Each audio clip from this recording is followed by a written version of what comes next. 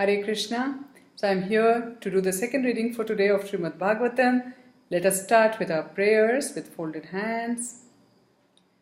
Om Namo Bhagavate Vasudevaya.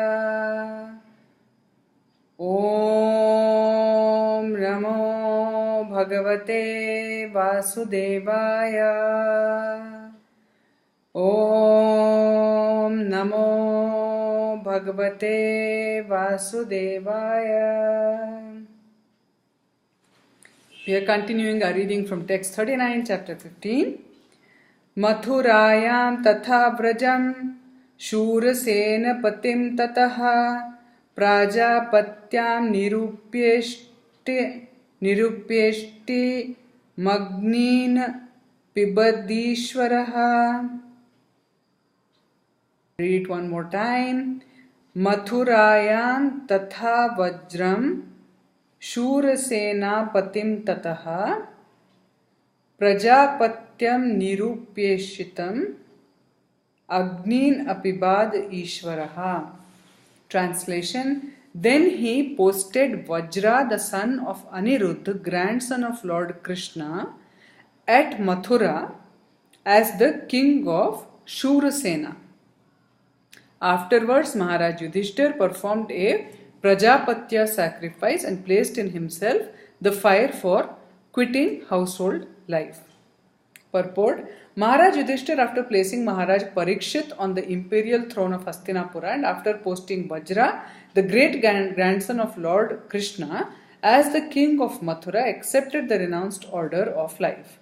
The system of 4 orders of life and 4 castes in terms of quality and work, known as Varnashrama Dharma, is the beginning of real human life, and Maharaj Yudhishthira, as the protector of this system of human activities, timely retired from active life as a sannyasi, handing over the charge of the administration to a trained prince, Maharaj Parikshit.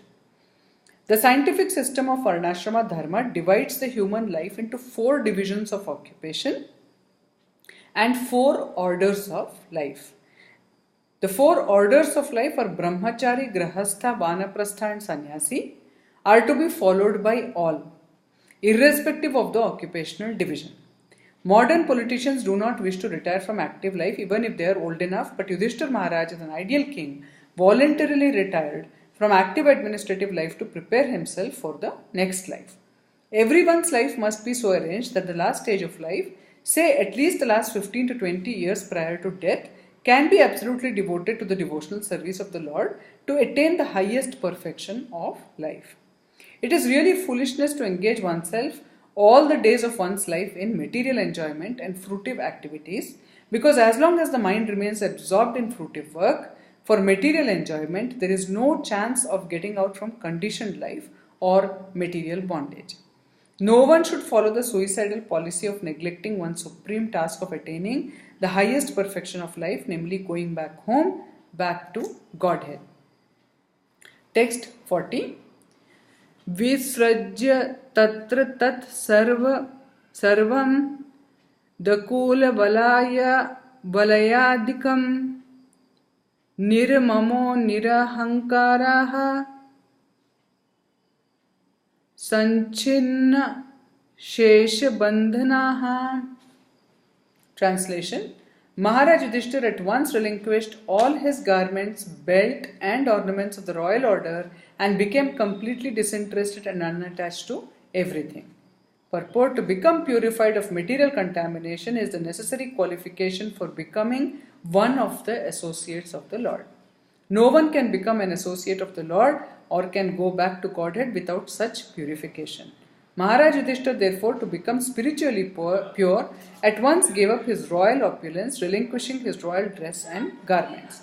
The kashaya or saffron loin cloth of a sannyasi indicates freedom from all attractive material garments, and thus he changed his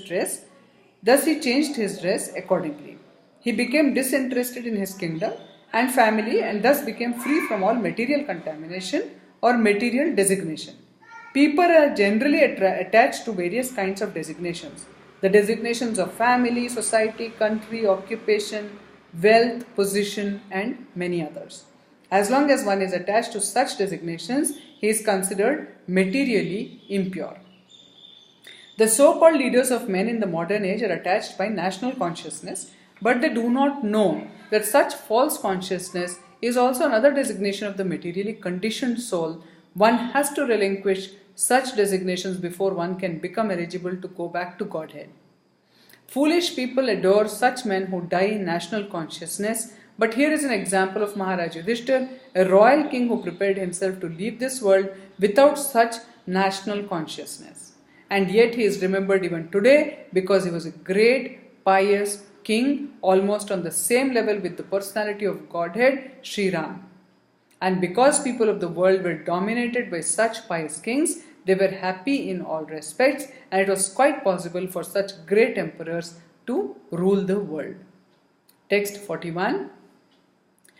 Vacham juhava manasi tatpran itare chatam mrityava panam sotsargam tam panchatve hi ajo havit. Translation. Then he amalgamated all the sense organs into the mind, then the mind into life, life into breathing, his total existence into the embodiment of the 5 elements, and his body into death. Then, as pure self, he became free from the material conception of life. Purport. Maharaj Yudhishthir, like his brother Arjuna, began to concentrate and gradually became freed from all material bondage.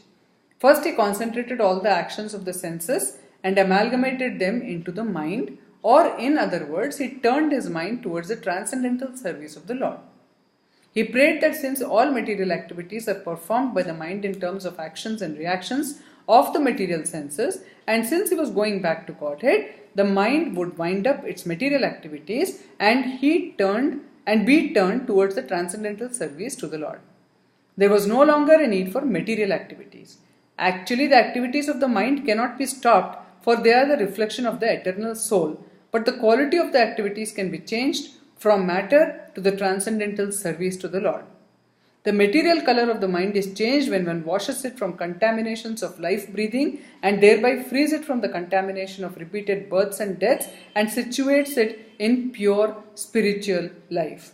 All is manifested by the temporary embodiment of the material body, which is a production of the mind at the time of death. And if the mind is purified by practice of transcendental loving service to the Lord and is constantly engaged in the service of the lotus feet of the Lord, there is no more chance of the mind's producing another material body after death. It will be freed from absorption in material contamination. The pure soul will be able to return home back to Godhead. Text 42. Tritve hutva cha panchatvam tat chaikatve juhon munihi sarvam atmani ajuhavid brahmani atmanam avyaye. Translation. Thus annihilating the gross body of 5 elements into the 3 qualitative modes of material nature, he merged them in one nescience and then absorbed that nescience in the self, Brahman, which is inexhaustible in all circumstances. Purport. All that is manifested in the material world is the product of the Mahat Tattva, Avyakta, and things that are visible in our material vision are nothing but combinations and permutations of such variegated material products.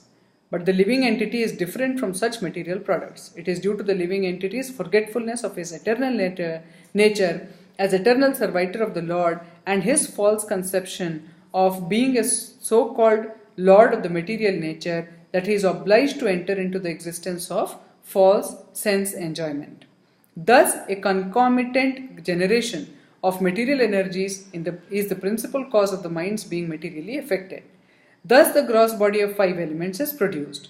Maharaj Yudhishthir reversed the action and merged the 5 elements of the body in the 3 modes of material nature. The qualitative distinction of the body as being good, bad or mediocre is extinguished, and again the qualitative manifestations become merged in the material energy which is produced from a false sense of the pure living being. When one is thus inclined to become an associate of the Supreme Lord, the personality of Godhead, in one of the innumerable planets of the spiritual sky, especially in Goloka Vrindavana, one has to think always that he is different from the material energy. He has nothing to do with it, and he has to realize himself as pure spirit Brahman, qualitatively equal with the Supreme Brahman Parameshwara.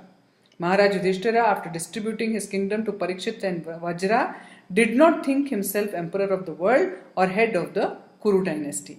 This sense of freedom from material relations, as well as freedom from the material engagement of the gross and subtle encirclement, makes one free to act as the servitor of the Lord, even though one is in the material world. This stage is called the Jivan Mukta stage, or the liberated stage, even in the material world. That is the process of ending material existence. One must not only think that he is Brahman, but must act like Brahman.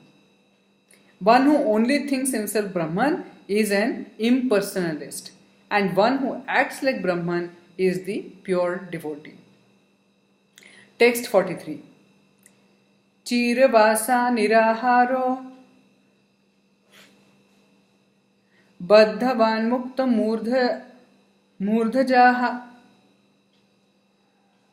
darshayan atmano rupam jadonmatta pishachavat anvekshamano niragad arshnavana badhiro yatha.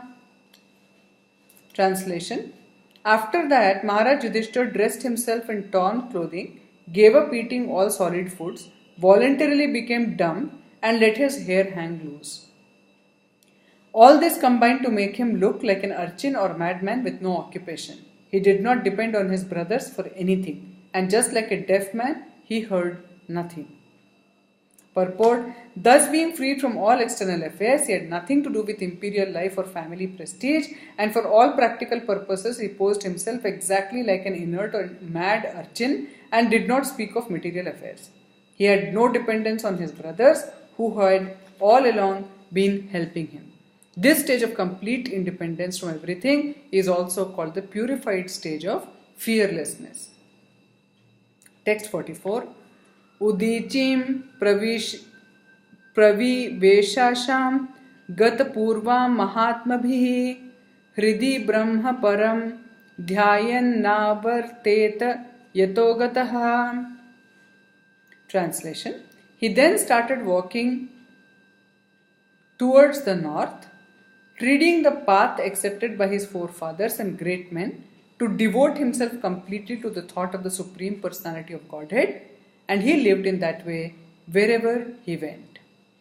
Purport: it is understood from this verse that Maharaj Yudhishthira followed in the footsteps of his forefathers and the great devotees of the Lord.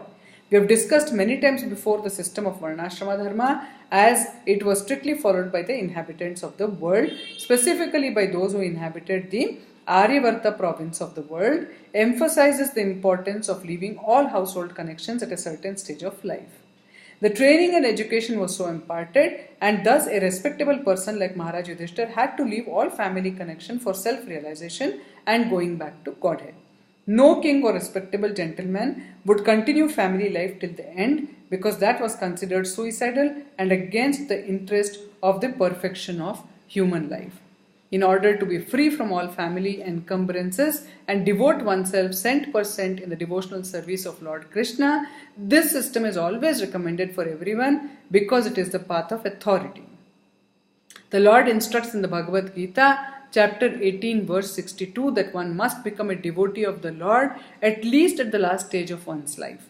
A sincere soul of the Lord like Maharaj Yudhishthira must abide by this instruction of the Lord for his own interest. The specific words Brahma Param indicate Lord Shri Krishna. This is corroborated in the Bhagavad Gita chapter 10 verse 13 by Arjuna with reference to great authorities like Asita, Devala, Narada and Vyasa. Thus Maharaj Yudhishthira, while leaving home for the north, constantly remembered Lord Shri Krishna within himself, following in the footsteps of his forefathers as well as the great devotees of all times.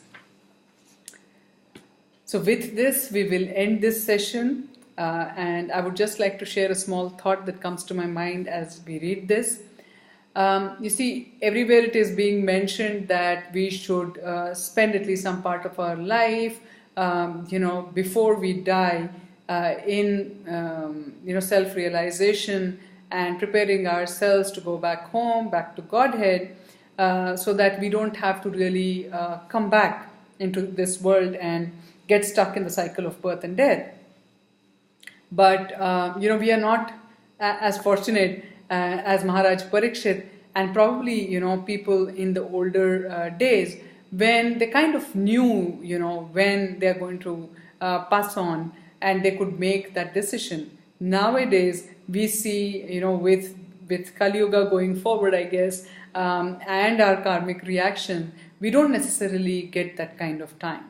So I think, once we finish our duties, if you're married, then once we finish the duties of a married life, of a householder, which basically means bringing up God-conscious children, and once they become independent and adults and can take care of themselves, then we should immediately depart on our own for self-realization. But that does not mean we don't start that journey till then. Right from the age of, I think, 9, when they used to go to Gurukul, they were already trained in all these things. So what is important is, not only should we train ourselves in God consciousness right from the beginning, and only what they're talking about, renunciating the material world and taking sannyas and, kind of completely offering ourselves in the service of the Lord, can be done towards the end, after we finish our household duties. But becoming God conscious, understanding how to live a life, understanding varnashrama dharma and so on, has to be inculcated even for our children in very early years. And the advantage of that would be, they would be able to live their life according to that knowledge, which is the advantage of all this varnashrama dharma. So with this, I would like to take your leave. I wish you all a very conscious and happy life. I'll see you again soon with the next reading. Hare Krishna.